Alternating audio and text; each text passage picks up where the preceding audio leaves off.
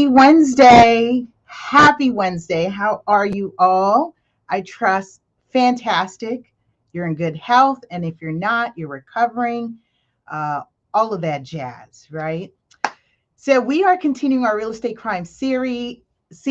You know what to do. If you don't, press 1, let me know you're here. Press 2, let me know you shared it.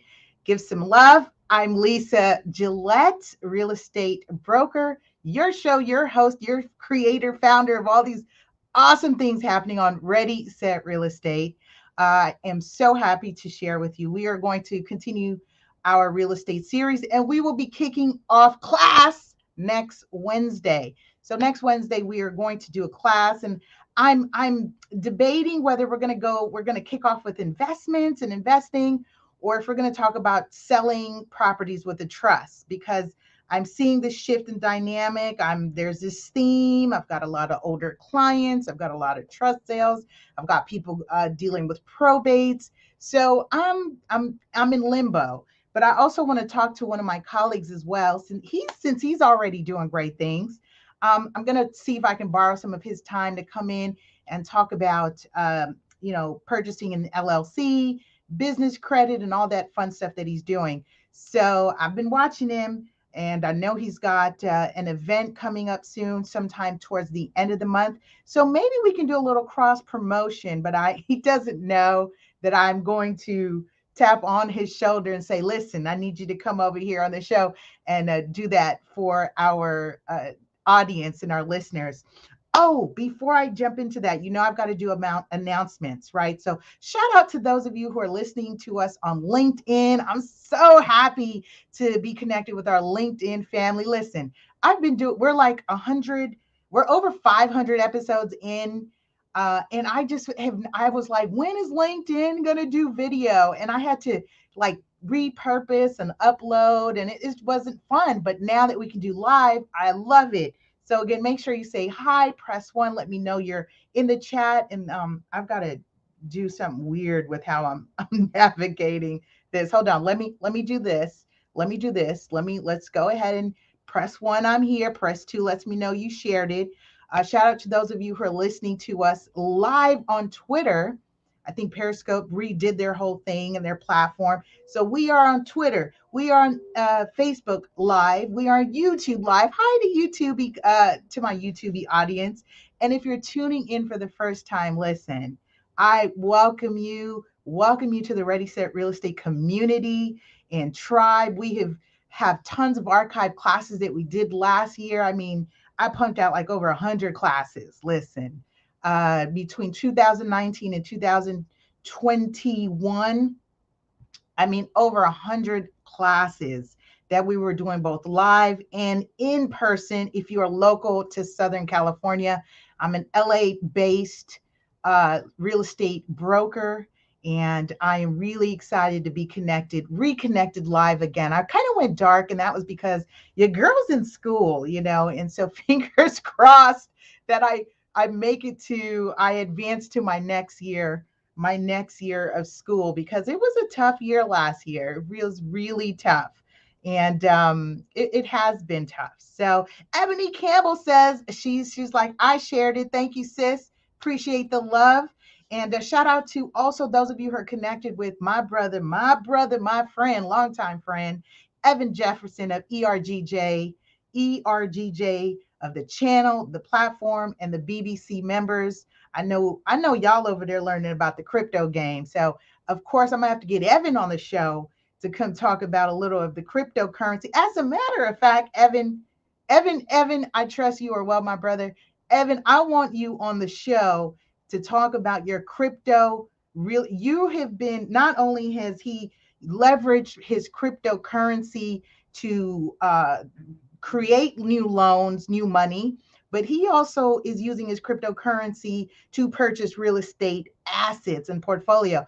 I'm going to get into a snippet of that towards the end of today's topic. Today, we are continuing our series on real estate crimes. We are on, no, we are not on episode 144.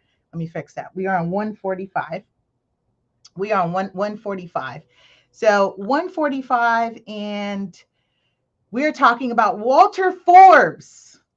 kind of a different side of Forbes. Everybody talks about the Forbes list, Fortune 500, top this, top that. But we're going to talk about Walter Forbes and his, his background as a federal prisoner. As this series continues, we've been talking about real estate crimes, some very notable real estate crimes. Last week, we talked about selling the Brooklyn Bridge. That was fun, wasn't that? We talked about how it was George Parker who sold the Brooklyn Bridge twice a week, at least twice a week, for 30 years to unknowing, vulnerable immigrants. And how that was discovered was one of the purchasers who says, I've got the deed to the Brooklyn Bridge. He sought to install a toll booth. So yeah, he sought to install a toll booth on the Brooklyn Bridge. And it was really interesting when they said, yeah, excuse me, you what? You paid for the no. Who did that? So that's what ended up happening. So today we will do our show as a classroom style. So let's get, unless you've got any comments and questions about the last couple episodes of the show, we can talk about anything that you would like to speak on as well. That's why I love the lives, because you get to kind of consult with the professional. By the way, let me give my full disclaimer. Full disclaimer. Please do not consider any of the information on the show as legal advice. If you have a specific question, a specific scenario, please consult the respective professionals, albeit the accountant professionals, the lawyers/attorneys that are in your respective states. So oftentimes when I speak specifically, I will speak in general terms, but then if I'm speaking specifically about something that's California based, California law, California real estate, I will share that as well. So also it helps me, especially when we are dialoguing on the lives and you catch me on the live and we are having a live discussion. It does help me for you to let me know what state you are in as it relates to your question, because I'm knowledgeable about respective states and general real estate overall, but your states can have some very state specific scenarios going on. And we'll talk a little bit more about that. Like I said, there has been so much going on in real estate since the pandemic. We are in year three of the pandemic. Trust you are all still holding on to your properties.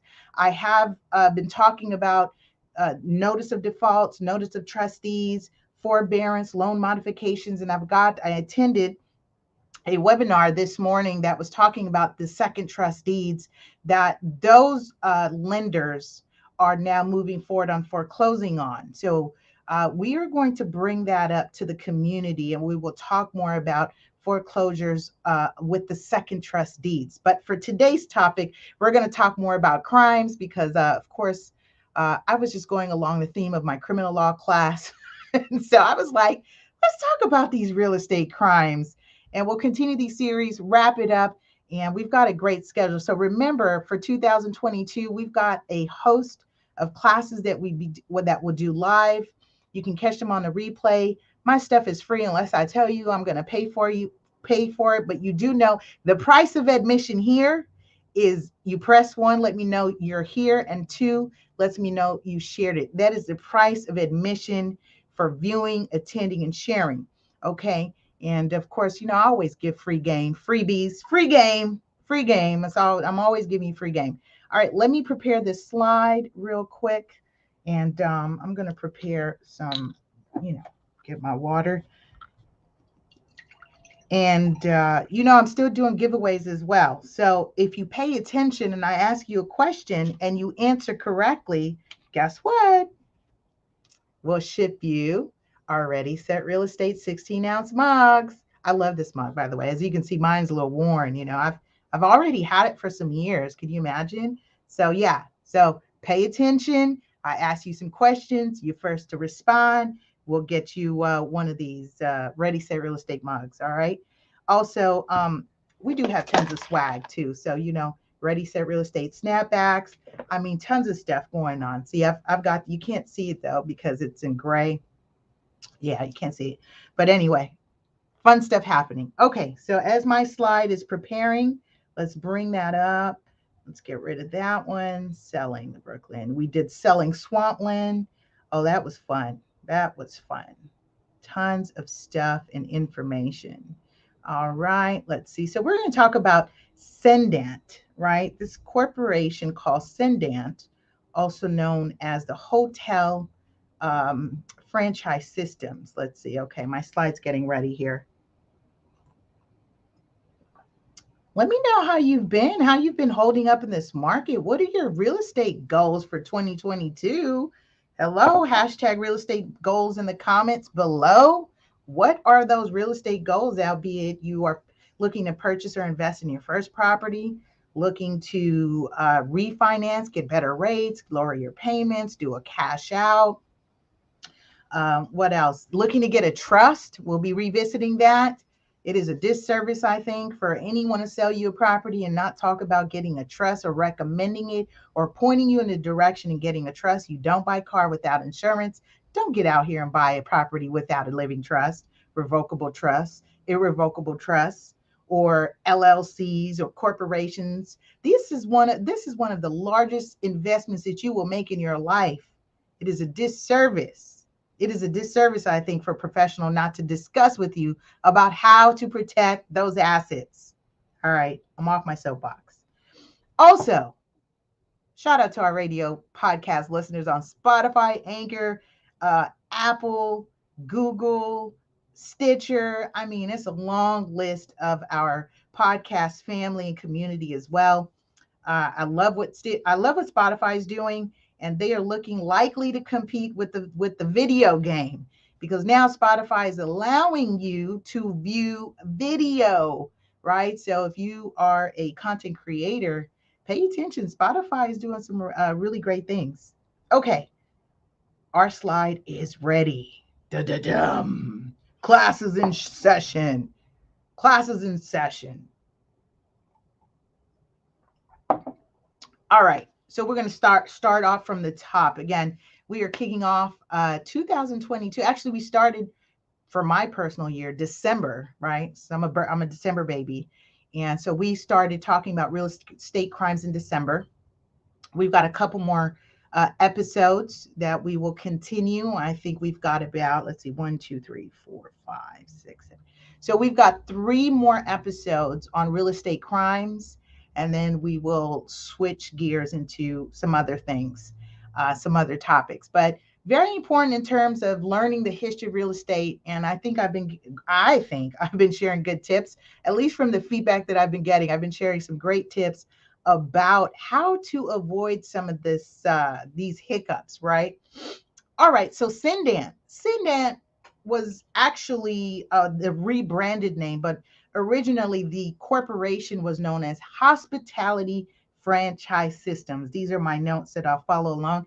And it really helps, especially for those of you who are looking to invest in the commercial industry. We're going to be talking about commercial real estate and a snippet on real estate investment trust, because I do get questions about REITs oftentimes.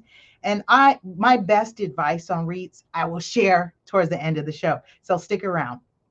So Cendant was in the business of purchasing hotels. They were in the hotel game. So purchased Howard Johnson's, Ramada Inn, and Super 8 motels. And then when they started it, once they to satisfy their appetite for hotels, because now they've gone in and bought up all what they could, right, or get their hands on.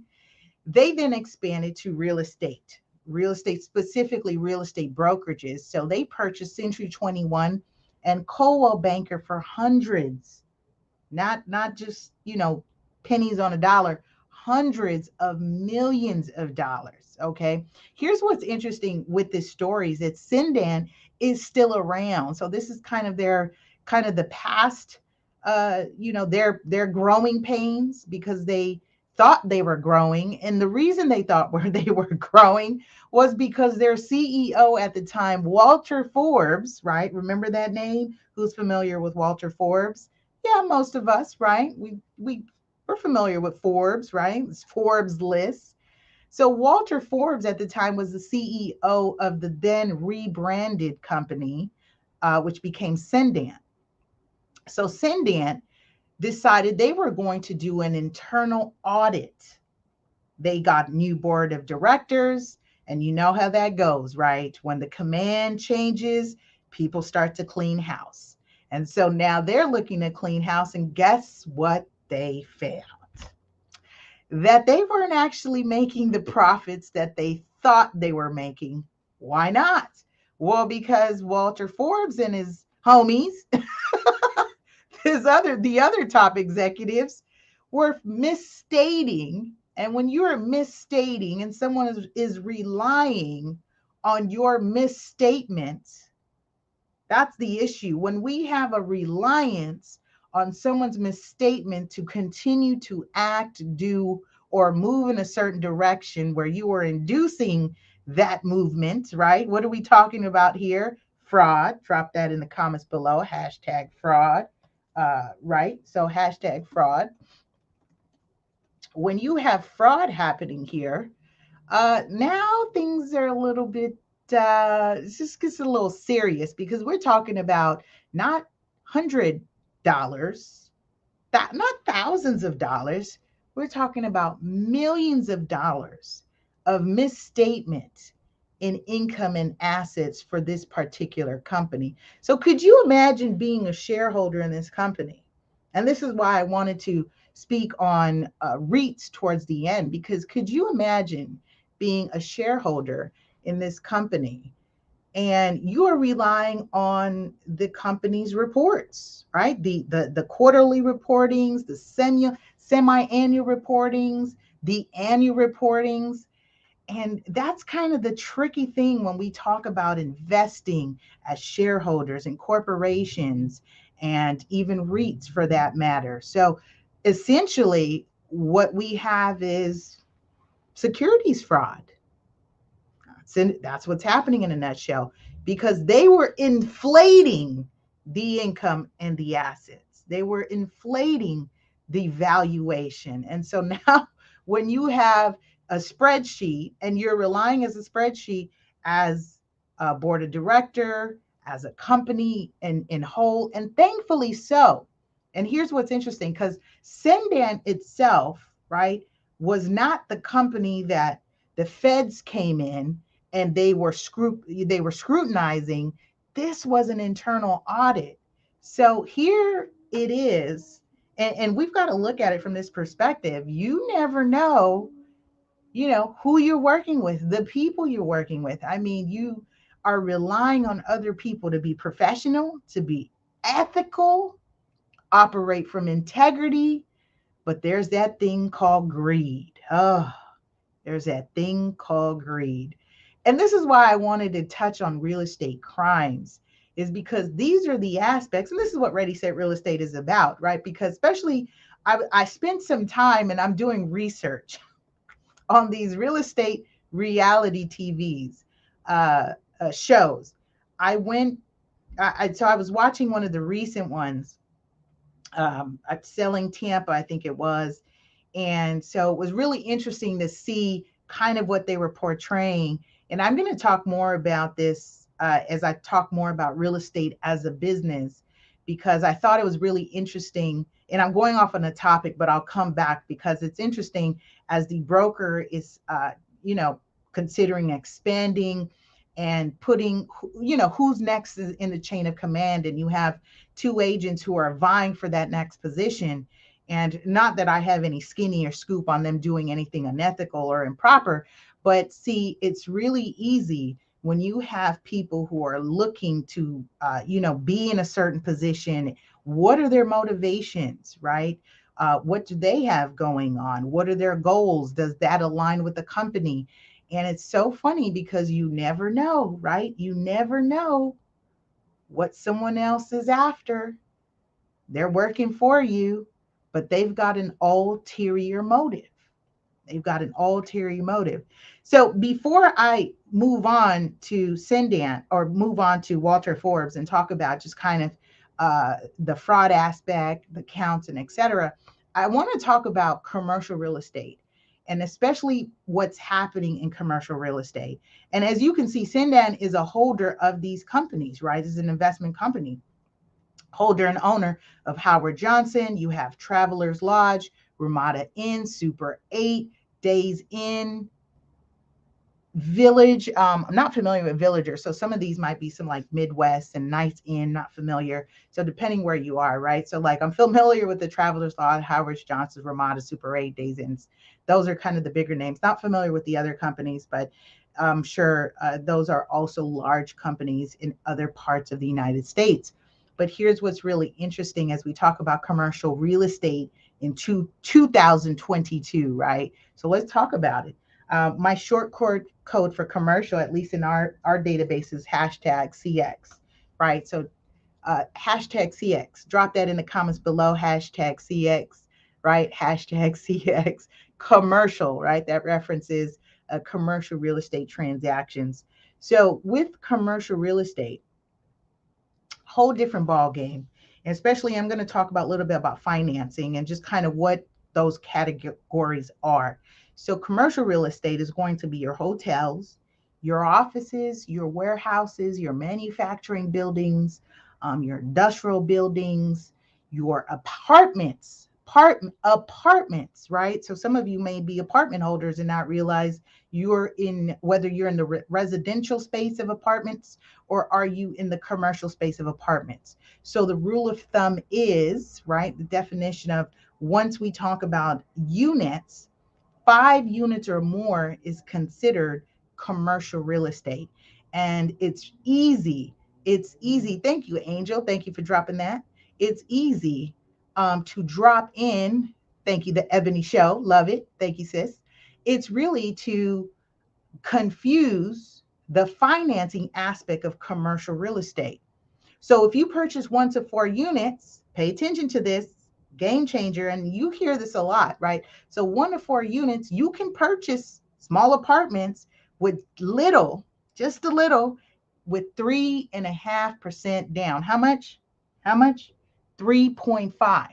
3.5% DP. That's my shorthand for down payment. 3.5% down payment. But what's the rule? How many units can you buy with 3.5% before you get into the commercial market?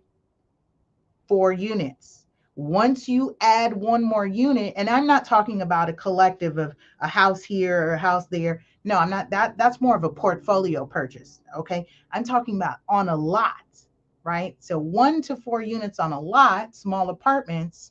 So that's your clearly single, because people should also think about, you can still purchase a single family property as a non-owner occupied property and make that an investment property. There's a way to do it. There's a way to kind of hack that. And I'm sure you've heard tons of it, but I'm going to give you my spiel about that. There's 2 exceptions to purchasing a single family with 3.5% down, right? So at minimum, occupy that property for a year using FHA insured loans. FHA insured loans. FHA is not a lender. FHA is an insurer. They insure the loans. They insure the lender against the risk of you putting less than 20% down. And let me be very clear. Let me be very clear, because most people talk and push and promote FHA. It is a great opportunity to get your foot in the door. But let me say this. It is one of the most expensive loan products. Ooh, yeah, I said it. Yeah, I said it. It is one of the most expensive loan products. Why is that? Because there's this thing called PMI. Drop that in the hashtag, right? Hashtag PMI. PMI stands for what? PMI stands for, take your notes. You know, it's class. It's, classes in session. When I get on here, we go learn something today. We go learn something today. PMI stands for your private mortgage insurance, right? And so that's going to show up in a couple ways, right? So if you have a FHA insured loan, you will have a PMI private mortgage insurance. Or even if you go conventional, and you're putting less than depending on the lender and the loan products, less than anywhere from 5%. It used to be 20% down, but if you can do 5%, you can pay the what they call MIP. And you may say to me, Lisa, what? What? PMI? So for conventional, MIP, right? I'm writing it down for you, making it easier. So that's called the mortgage. It's so funny because these are two different loan products, but they're talking and charging the same thing, right? We're talking about the same thing. And what is that? So for conventional loans, conventional refers to what FHA refers to as a PMI. They call it the mortgage insurance premium. Why am I sharing this with you? Is because I want you to be paying attention to your transactional costs. When you get your foot in the door, people oftentimes think, okay, I'm going to save 3.5% down. I'm going to save 5%. I'll save 10%. I'll save 20%. But you should be paying attention to also what are called your closing costs, your transaction costs, right? Reserves. If you're going to do income property, okay, see, now I'm going to now, okay, we'll talk about it because here's what no one's talking about is this thing called when you, so I'm going to cover FHA insured loans, purchasing multifamily units, and then I'll talk about commercial transactions where that's a whole different ball game. And I love it too because it is a game of numbers and spreadsheets, and that's usually what it is. Plug in the numbers, look at the numbers. Is it debt servicing? Debt service, right? Is it debt servicing? Thank you, the Ebony Show. She's got hashtag MIP. Keeping up with us. Wonderful. So mortgage insurance premium and private mortgage insurance, those are transactional costs. Those are the premium charged by the insurers of the loans because you are putting less than 20% down. So remember, back in the day, it used to be you had to pay 20%. Most oftentimes, it is very difficult to save 20% on a purchase property depending where you are. Now I'm in California, and so you can imagine we're talking about 20% on the properties here. That's about $100,000. Not practical for your average, first-time buyers. That's not a practical scenario. So instead, what we've seen happen where the government stepping in, and that's a whole nother discussion. I recommend you read The Color of Law, how the unforgotten history of how our government segregated America. Um, Great book, great read. Might make you angry. It made me angry, but the more knowledge is power, and application of that knowledge is wisdom, is what I like to say. Knowledge is power, that's wonderful, but applying that knowledge is wisdom, is true wisdom. So government steps in. Now we've got the FHA insured loans, and initially, the truth be told, the FHA insured loans were not designed for people of color, unfortunately. So if you want to do something revolutionary as a person of color, is purchase property. that would be revolutionary because those loans, those products, those guidelines ideally were not designed for you to get into the door. But now fast forward, now, hey, can't discriminate, equal housing opportunity, and we've got the the Civil Rights Act, et cetera, et cetera.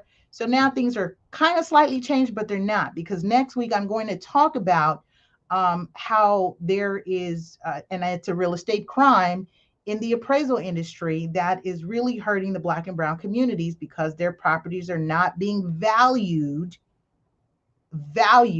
equal to their Caucasian or white counterparts. All right. So anyway, put a stick posted in that. We'll come back to that next week. That's what we'll talk about as well. Again, I'm telling you, it's just so much been going on that I've been keeping up with it. I've been mind blown that's been happening in real estate during this pandemic. Stay woke, y'all. Stay woke. Pay attention. And it's, I'll give you some resources and some things to kind of follow along throughout the year so you can really watch this shift. Because right now we're riding high and mighty. And I see some stuff happening behind the scenes that's really interesting. So as we talk about purchasing with multifamily, now It works if this thing called debt to service. You say to me, Lisa, what is the debt to service ratio, right? Debt to service. What is this debt to service ratio? So, I'm saying to you, yes, and many people are saying to you, you can purchase an FHA, you can purchase multifamily with an FHA insured loan. You may say that is awesome. I just had a client come to me with this discussion. They're currently in escrow. In fact, they'll be ready to sign loan docs pretty soon. We should have loan docs out today. Woohoo! Somebody's getting keys for the new year. And so in the middle of the transaction, they're purchasing a single family. I think with just kind of, just being on social media, because it tends to be a very hot topic to talk about using FHA to purchase units, right? So 2 to 4 units, you can purchase using 2 to 4 units. You may say, well, I want to just purchase 1 unit, but I'm not going to live in it. Well, then guess what? You can't use the FHA insured loan. You cannot. You've got to occupy the property, because that insure the insurance on that, right? They're guaranteeing to the lender, give them an opportunity to get their foot into home ownership, although they're putting less than 20% down, although they may not be as credit worthy, right? They want FICO scores of 620, etc. But remember, excuse me, let me clarify that. FHA does not put an overlay, what we call an overlay requirement on FICO scores. The lender does. So if you aren't getting a loan or you're pre-approval, what is my motto? Find a different lender. Go find a different lender. There's lenders that are very black and white, meaning you've got to look great on paper. Those are your big banks, which traditionally I do not work with big bank lenders. Why? Because most people in the United States have debt. They have lots of debt. Debt impacts your FICO score, your credit score.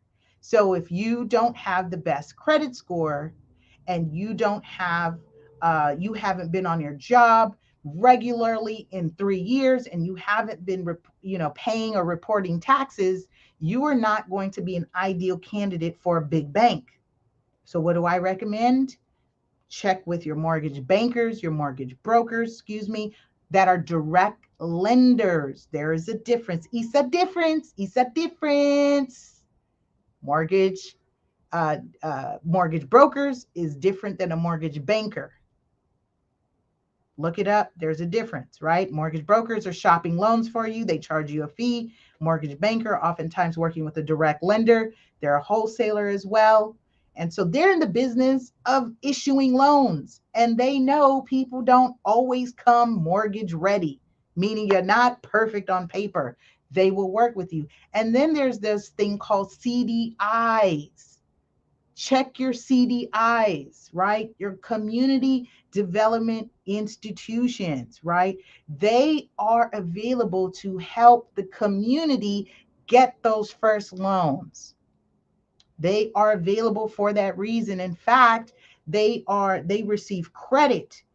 Most banks, actually, all financing institutions are supposed to help the community, right? And they're supposed to show that they're giving back. So pay attention to what efforts are they doing. Sometimes that effort comes in the full form of issuing mortgages to candidates that otherwise would not, don't look great on paper, but they have other compensating factors. I'm using the terms. That's what we do on this show, because I use the terms and I use the language so that you can go out there and use the terms and the language. That way people know that you are knowledgeable, I'm empowering you with that information for a reason. You want to look to show that you have compensating factors, right? Such as you've been on your job for 15 years. Life happened, your credit is not all that great, but you have stable income. You've paid your taxes, you've reported taxes, you've got all your, tax documents, you've got a savings, right? You've seasoned your money for at least 90 days, 3 months. Okay. But my point to that, so that's talking about documents, institutions, mortgage bankers, direct lenders, mortgage brokers. But here is what I want to talk about specifically in utilizing FHA loans, insured loans, to purchase multifamily. Now, there's this thing called debt to service ratio. What does that mean? That means essentially if you look at a property of 3 units or 4 units, that property, and I've had to go back and forth with my lender about this because I kept getting the formula wrong. I was messing up. I was like, what? That's impossible in California. And it usually is. So here's what the formula is. The rents on a 3 unit to 4 unit property, mind you, you are going to live in one of them. That is the rule. You are to occupy one of the units. And I'm saying this because a lot of people have been saying this, use FHA insured loans, live in one and have your tenants pay for your rent.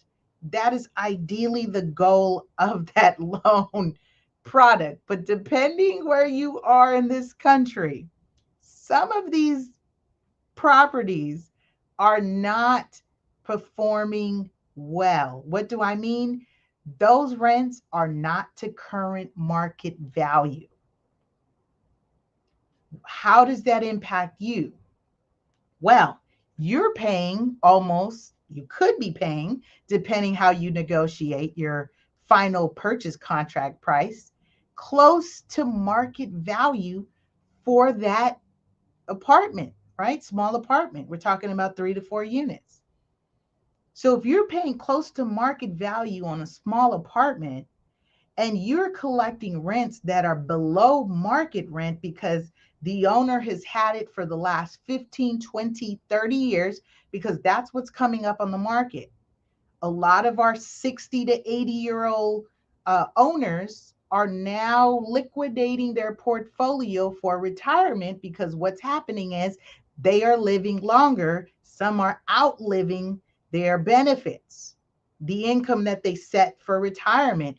They're outliving it and they need money.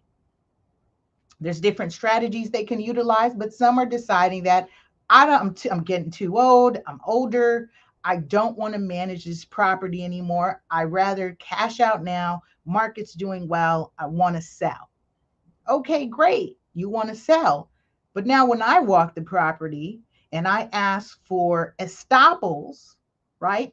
Rent estoppels, or I ask for the P&Ls, profit and loss statements, what do I see? I see these rents are at $800. Market rents are $1,900. Wait a minute. we're kilometers, miles away from where we need to be. So what happens now? Your client loves it. You as a buyer, you love it. You're interested. And when I say client, I'm talking about agents and brokers who also need to know this information. I'm also a professional agent trainer as well. And so these are my trainings and discussions that I have with my industry colleagues, because most are not privy to the lending side of it, which by the way, I'm not a lender, but it is very paramount that if you're going to be in the real estate industry, that you understand financing.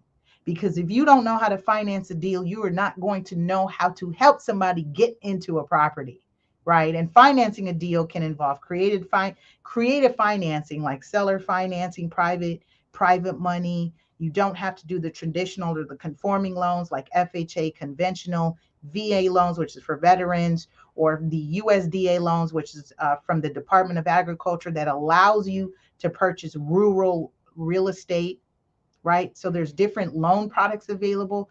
It is up to us as a professional to know how to finance, how to assist a particular buyer getting their foot in the door.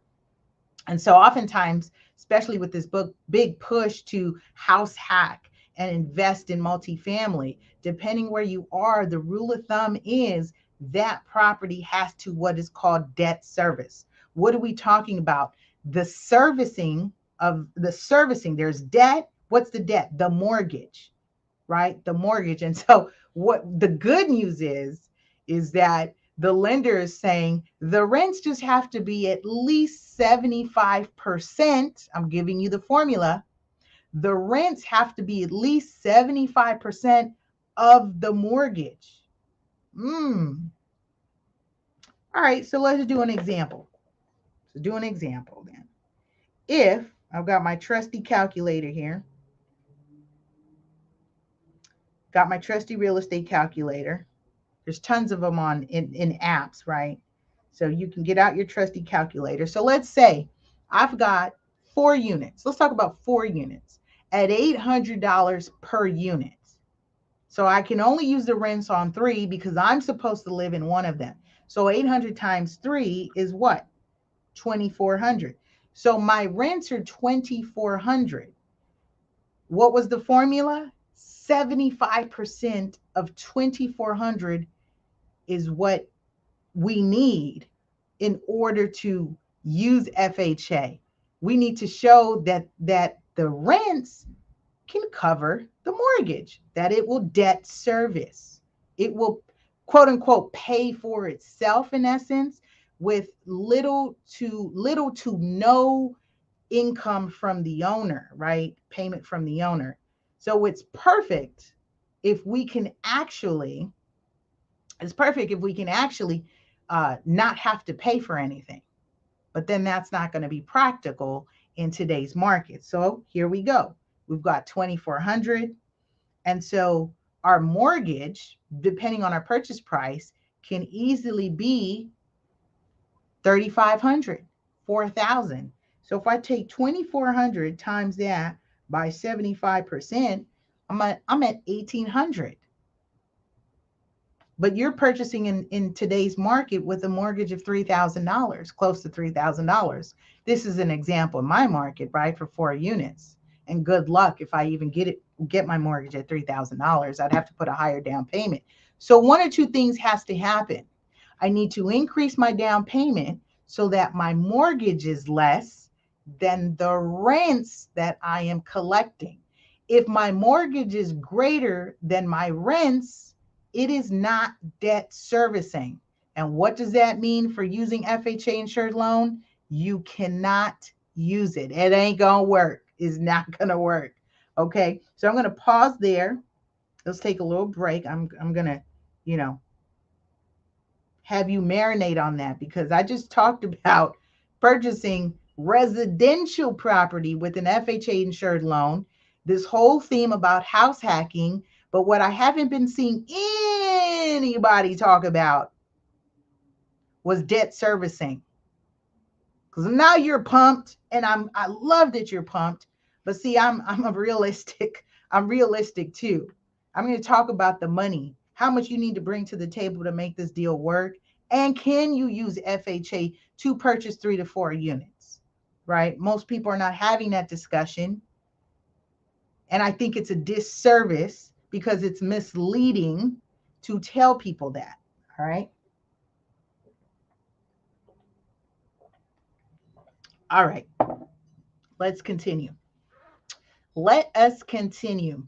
All right. So as I was sharing with the FHA transactions, I just talked about debt to service ratio using the FHA insured loans. We were talking about commercial real estate. Cendant is one of the companies that is a holder of commercial real estate. Now, when you too want to purchase real estate, you are going to be expected to look into coming with 20% down on commercial real estate. And depending on the investment type, warehouse, churches, which was one of my first experiences in real estate and commercial transactions, was a church. Very, very, very difficult to finance a church. Reason being is because the income is dependent on its patrons, meaning how much donations, activities, etc., that the church is collecting and bringing in. And that's why you oftentimes hear your apostles and preachers, pastors, etc., are talking about keeping the lights on, right? Because there's the lights and there's the mortgage, etc. And so that's oftentimes wise, because if they want to leverage that asset, they've got to show that they've got a consistent income coming from its activities, if it's members and patrons, etc. And oftentimes, if it's not sufficient, what the lender will look for is a personal guarantee from uh, one of the board of the directors, depending on their credit and income. And it's a tricky thing because the board of directors can be collecting a salary from the operation of the religious organization. I just don't want to say church because I don't want to be exclusive to temples, synagogues, etc. So in terms of commercial real estate, uh, that also applies to religious-based organizations. So you're looking at anywhere from 20 to 30%. And those, how we look at the requirements is what is called the LTV, right? Loan to value, LTV. That stands for loan to value. All right. So with that, I say, let's continue, right? Let's continue as we talk about loan to value, because here we have Walter Forbes. Mr. Forbes was doing something interesting. What was he doing, Lisa? He was misreporting how much income and assets Cendant was actually bringing in. They were not profiting. In fact, they were not profiting. And why would someone falsely report or misstate the income and assets? Something similar to what I was just talking about. And this all ties in to lending and financing, because if you're reporting that you've got millions of dollars of income and assets, what does that mean? You can tap into OPM, other people's money. Other people's money. And what are they going to ask you for? Your P&Ls and the debt to your they're going to check your debt to income ratio. They're going to want to look at how the company's performing if they're going to loan any more money. So Walter Forbes, who was a former corporate executive of Cendant, also known as our now known former federal prisoner, he was charged with one count of conspiracy of securities fraud. Now, I talked about this is because here's this big company, and who are you defrauding? The shareholders.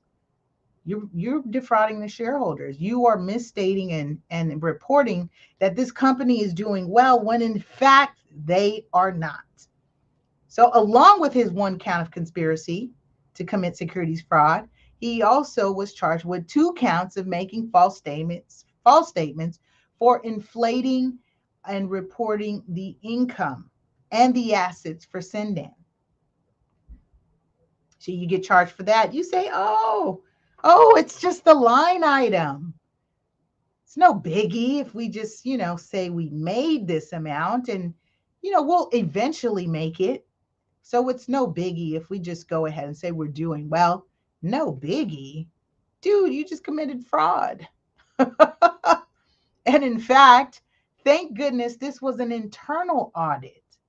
See, the company did its own internal audit, and likely they probably had some suspicions as they were they said, let's open up the books and let's see what we have. What assets do we hold? How much income are we generating? What salary are you and your homies paying, right? Forbes and his top executives. How much are you paying yourself? And as a result of this internal audit, the district attorney's office, he was indicted, he was convicted, they were convicted as well, in order to pay. I tell you, this was not little money, this was big money. They were ordered to pay $3.2 billion with a B, $1 billion in restitution. That means all the money that you received and you were earning and you were benefiting from, our way of punishing you is not only just giving you time, but ordering you to pay that money back. Pay the money back. $3.2 billion. Imagine that. All right. We're going to wrap this up and let's talk about investing in REITs. So REITs are known as real estate investment trusts. We're going to do a full-blown class on this. Today is not the day. I just want to talk about it because as we're talking about shareholders and a company like Cendant, who is an owner of these pieces of real estate, you too can be an owner in pieces of real estate and not necessarily have to deal with the management of real estate. I think that's what makes REITs attractive to people, is that it allows them to invest in a pool, right, in a portfolio where the owners and the operators of that portfolio are seeking to maximize profits, and they're always seeking to acquire income producing assets. And so those income producing assets can be commercial real estate, such as office, apartments, buildings, separate from apartment buildings, but buildings, warehouses, hospitals, shopping centers, hotels, and even commercial forests, which is something new to me, is what I'm learning, even commercial forests. So you don't have to feel like you have to purchase real estate or be in the real estate game by way of using a conforming loan or some type of private financing where you've got to save, go through the process, and own the asset yourself. In fact, you can be an investor in the portfolio where you own pieces of it by way of a REITs. It almost acts or reminds me of ETFs. So if you may not be in the stocks game, right? You're not investing in stocks, and I think crypto does the same thing as well. You may not own a full Bitcoin, you own a piece of it, right? You may not own a full stock, but you own a piece of it, right? By way of ETFs, which are, collectively pieces of those investments. Again, I'm not a stockbroker, so don't consider any of this financial advice to you, but I do want to expand the conversation beyond the actual physical you having to be involved with purchasing the commercial investment. So instead of working your way to 20%, having to manage that property, having to pay the property taxes, the utilities, managing and dealing with the repairs, the expenditures, right? And then also capital gains, et cetera, et cetera. You may be more attractive to saying, I want to get into real estate, I want to invest in it, but I don't want to deal with all that overhead or all the other aspects of it. I don't want to manage it. So then maybe a real estate investment trust may be ideal for you. So you can keyword REITs, REITs, in any on your online search. Tons of YouTube videos where you have people who can talk more and expand. Again, we'll do our own session where we'll talk more about that. But for today's conversation, I wanted to leave you with some positive news, positive tips for you too, so that you can also be involved in purchasing or investing in commercial real estate. You can get in on some of this millions and billions as well. We don't leave that just up to Forbes, who defrauded Cendant, the company he was working with, to tap into his own millions and billions of dollars. It ended up costing him longer in the end. All right, with that, I say, listen, we're going to wrap this up. Great having you on. If there's one thing that you benefited from today, please drop that in the comments. Let us know, provide some feedback. And again, thank you for sharing, liking, and subscribing. We are on all platforms. There's no exceptions. I have been just kind of saying it where we are just for the sake of saying it. But at this point, we are available on all platforms, both live and on our radio podcast platforms everywhere. All right, with that, I say have a powerful and productive week, and I'll see you next week on Ready, Set, Real Estate.